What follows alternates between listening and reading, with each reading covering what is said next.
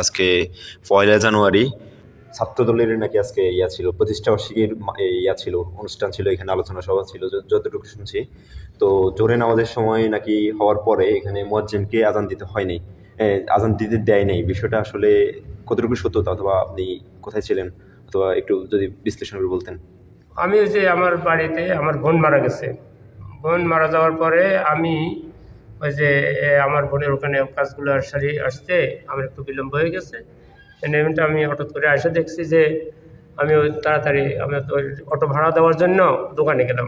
দেখি যে ওখানে কামাল কমিশন বলে যে জয়নাল আজান দিতে আসছে। তো আমি তাড়াতাড়ি এসে দেখি যে দরজায় জয়নাল আবদিন আজান দিতেছে।